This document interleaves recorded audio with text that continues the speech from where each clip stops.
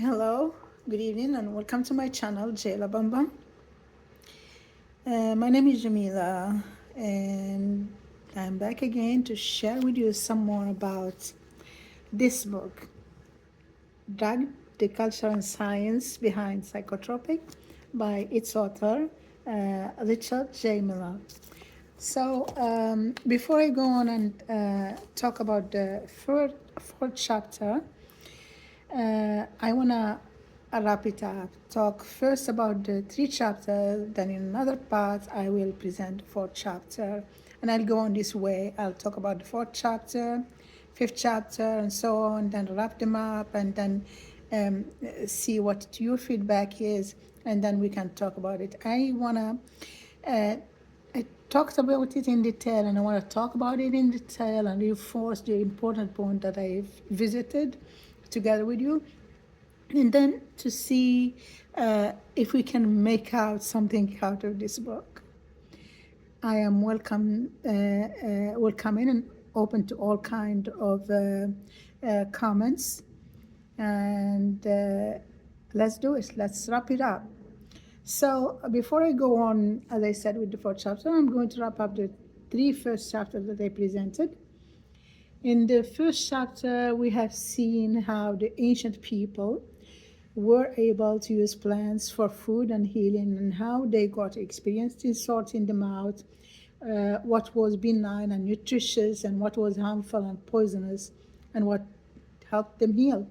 As they were doing so, they stumbled on those plants and fungi that gave them extraordinary experiences they attributed to the divine, and that was what resulted in the genesis of religion. Ethnobotanists neologized, they found out a new word out of the blue. They labeled this kind of plants, and they called them entheogens.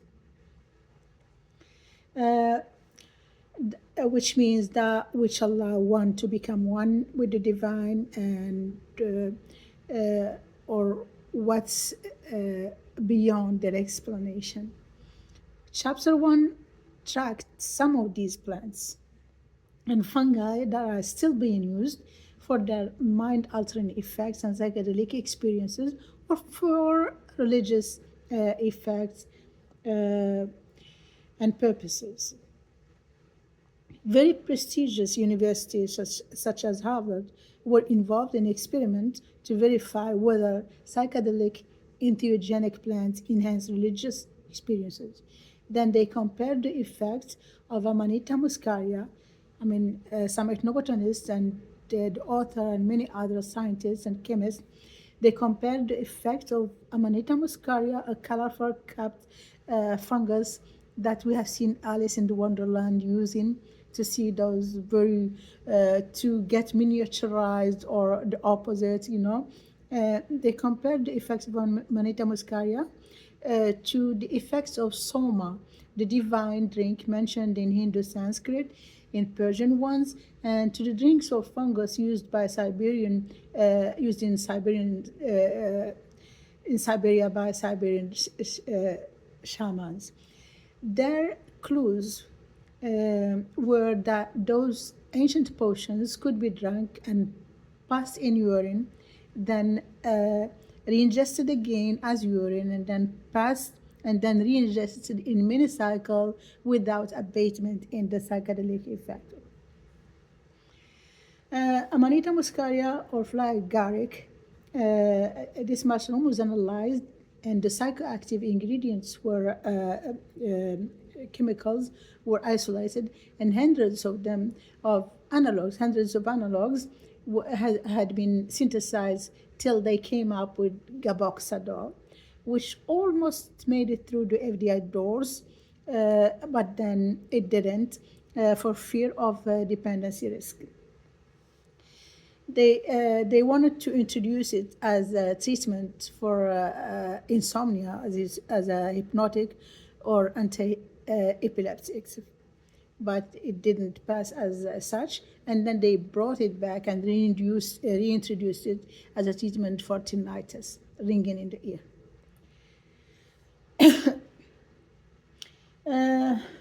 The second chapter continued investigating whether there were other plants, herbs, or fungi that were used and still being used as entheogens, especially if there were some natural ergot alkaloids that were used for entheogenic purposes. And this quest came after Albert Hofmann from the Swiss chemical company Sandoz synthesized LSD-25 as he had been semi-synthesizing derivative of lysergic acid, and had found out, together with his colleague at Sandoz, about the potency of the psychedelic effect of his semi-synthesized lab offspring, as I call it, or LSD-25.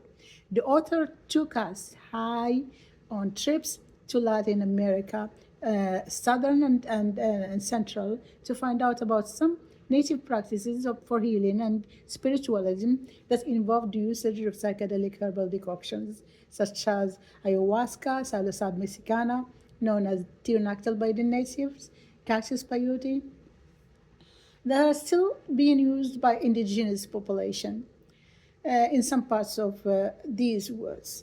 Samples have been examined by chemists in famous labs such as Sandoz and even were cultivated, and the psychoactive ingredient chemicals were isolated and analogs were synthesized to perfection, to the point that when given to those healers that used them for their healing ceremonies, they didn't make the difference. They gave them a powder synthetic product, and they said that it was similar to the one they've been using, to the natural ones. And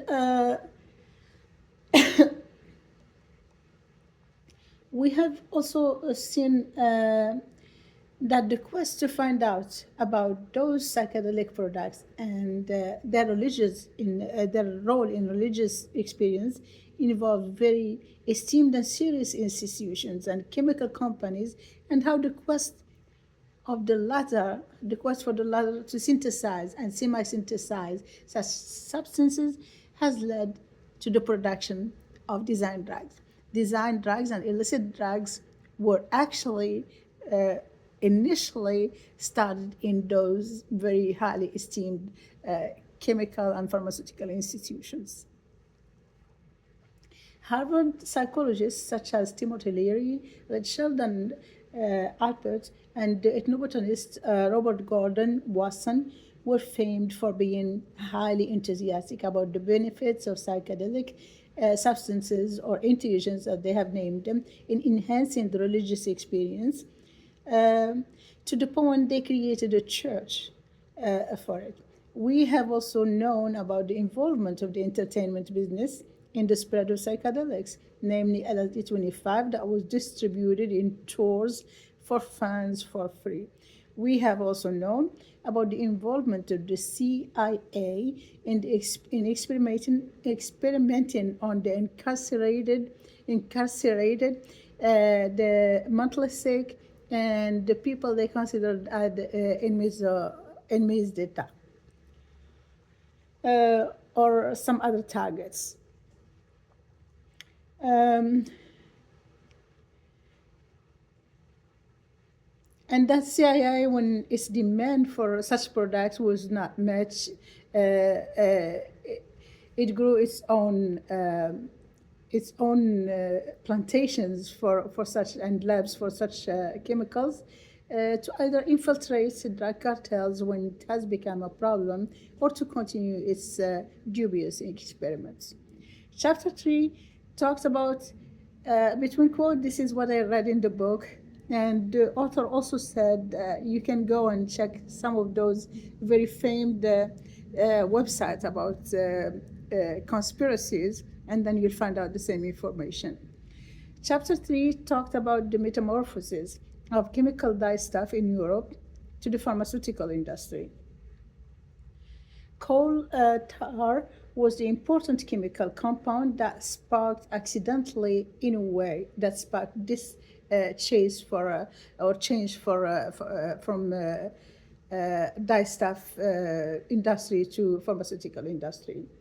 It was used to manufacture soap, shampoo, raincoats, and topical applications. It became the subject of increased interest when those companies decided to synthesize quinine out of it. Then they ended up synthesizing a rare dye, as at the time most of the dyes came naturally and sometimes we had to come by and they were costly. This triggered the race for synthesizing all kinds of dyes, and some of the scientists were even Nobel Prize. They got Nobel Prizes for synthesizing certain dyes, such as Adolf von Baeyer, who synthesized the dye indigo from Indigofera tinctoria. I remember how coal tar was the organic favorite chemical compound for potential synthetic of anti-malarials. Well, this compound was dissected, and three very important components to the field of pharmaceuticals were isolated: naphthalene, aniline, and benzene. Aniline derivatives were soon to be found as antipyretics. They reduce the fever. Um, Ludwig Knorr synthesized antipyrine in 1884, trying to synthesize quinine. See how they start looking for something and they accidentally came up with something else. So they synthesized antipyrine and by that way, and then antipyrine had very serious effects. So they phenacetin that came after that was more was easier to digest, to ingest, and with also more benefits. That is how they focused their interest into discovering all kind of therapeutic potentials as they were synthesizing dyes. Red azo, or prontosil red, gave rise to sulfonamide. Phenothiazines were born from methylene blue, so was tissue staining to identify and kill. That's how I put it between brackets. Identify the organism. This is what they thought. They could just stain the tissue, like inject you with the dye, and then the dye will find that organism and kill it. It was like it sparked the idea for chemotherapy, but they didn't further research it. But it has become common use in labs to identify organism, gram negative or gram positive. You will know about it if you go to the previous chapters, or if you already know about it, or you just go and research it. So they came up with anti-malaria out of methylene blue, and it was efficient, but it had lethal side effects. World War II affected the nascent pharmaceutical industry. The natural antimalarial they used to get from Asia, from the bark of a tree, from the far eastern part of the globe, um, has become scarce because of the war and because of Japan dominance of those parts of the world. So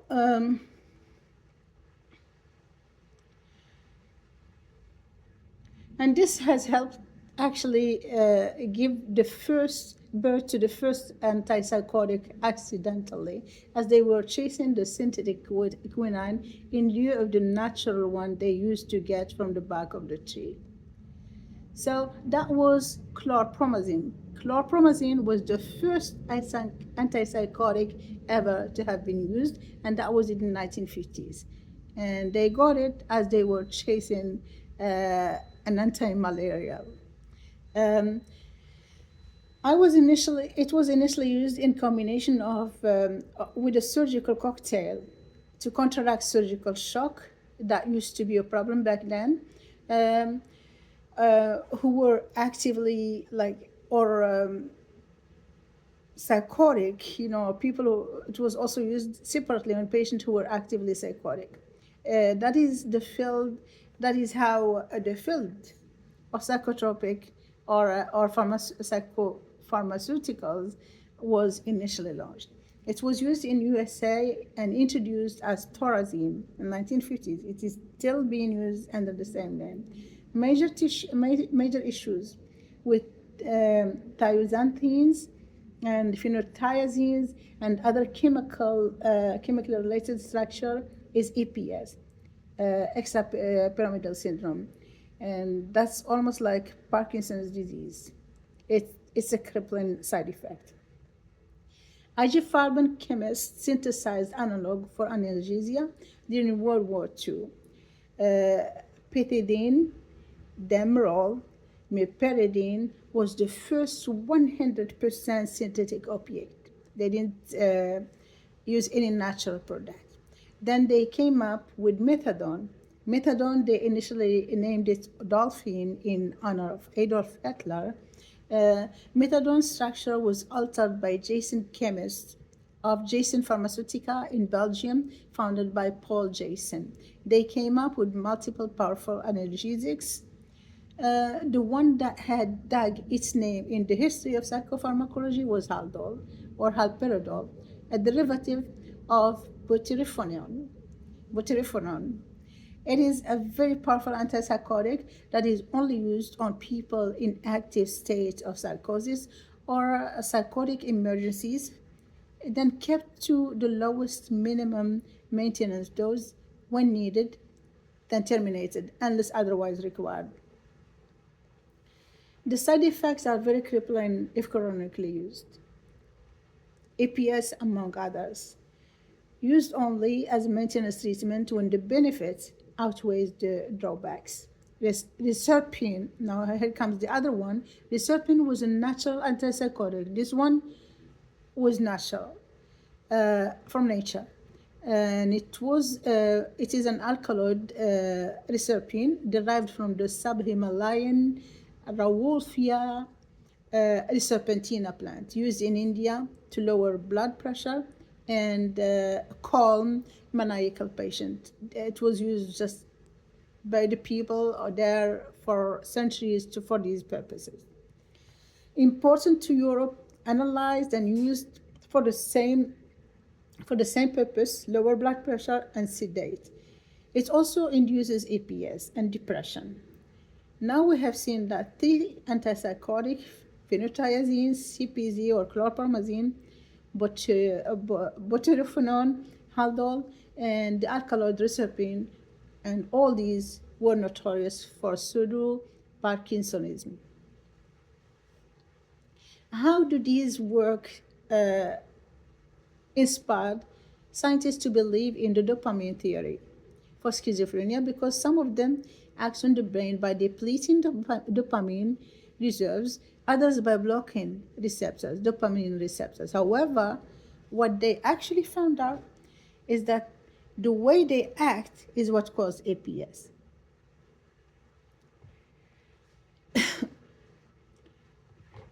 The coal tar tricyclic chemical yielded important medications, as we have seen, namely clozapine. The latter was more efficient. We are going to know about it, was more efficient than CPZ with less or no no APS. Clozapine didn't have prominent APS side effects, sometimes no APS side effects, and this had pharmaceutical companies doubt its efficiency because they believed that having APS as a result of the treatment of antipsychotic was an indication that the therapy is working, and that's because they believed in the dopamine theory. Sandoz, for example, suspected it as an inefficient antipsychotic, and it was synthesized by Wonder Drug Company in Switzerland. Sandoz took it back again and researched it further in the 1980s and marketed it as Clozaril. And I think most people who have some psychiatric issues or have studied psychiatry know about this problem. This product, it has very, very serious side effects, not APS, but agranulocytosis, which the depression of white blood cells to a very serious level and can cause serious infections or death. Uh, so they also use this, to use it effectively and efficiently. They require frequent blood tests to keep it at to keep the level of the medication therapeutic and to avoid any deadly side effects and that can cause death to the patient. Now, how do atypical antipsychotic substantiate or refute the dopamine theory? Remember, we have already concluded that both haloperidol and chlorpromazine block dopamine receptors. That is how they cause APS. While reserpine depletes dopamine, that is how it also causes APS. And the effect of reserpine is counteracted or reversed by administering L-Dopa. And that's the same medication they give to people with Parkinson's disease, among others. How does clozaril act? It primarily affects serotonin receptors 2A, or what they have the chemical 5-HT2A receptors, but does have a broad spectrum of action on neurotransmission. The book also asks questions on how we measure psychosis in animals, since most of the medication they passed as psychotropics were first tested on animals. So the answer was that the drug-induced model, they induce the quote psychotic state in the animals, and then they use the medication to see how they can reverse that psychotic effect. How is the psychotic effect state manifested in animals? For example, amphetamine produced repetitive behaviors and hyperlocomotion in rodents, while LSD produced head twitch. Phencyclidine, PCP, hypermotility. PCP, phencyclidine, PCP antagonizes the action of glutamate. They answer to answer the question whether there is a gene for schizophrenia. We found out that the research performed in the book was not extensive enough and sufficient enough. The population surveyed was not big enough, and to substantiate and support the theory that schizophrenia can be caused genetically, the belief that it can be caused genetically. But we all know, like, aside from what the book believes, that in certain conditions, people raised by people with those disorders or have been exposed to these disorders in extreme states of distress, they might have those symptoms or manifest those symptoms. But then again, that's something else. Let's focus on what the book says. To answer the question whether there is a gene, we said that there was not that extensive of a research or survey, or the population survey was not that convincing, it was not very large. So to support the genetic etiology for schizophrenia, various imaging, to see if it's physiological thing, various imaging has shown some form of brain anomalies in some schizophrenics, such as thickening of the cortex, increase in the volume of ventricles of the brain, variations in amount and shape of neurons. That is it. That's it. I will proceed and share with you part one, just part one of the fourth chapter shortly. For the moment, I'll close this episode by calling for your subscription and support if you like my posts. I would also refer you to the previous posts on this book, Drug, the Science and Culture Behind Psychotropic Drugs, and you will find detailed presentation of the first three chapters I have shared with YouTube followers so far. You can also check out my other posts. Your support matters. See you on next one. Goodbye and have a wonderful time.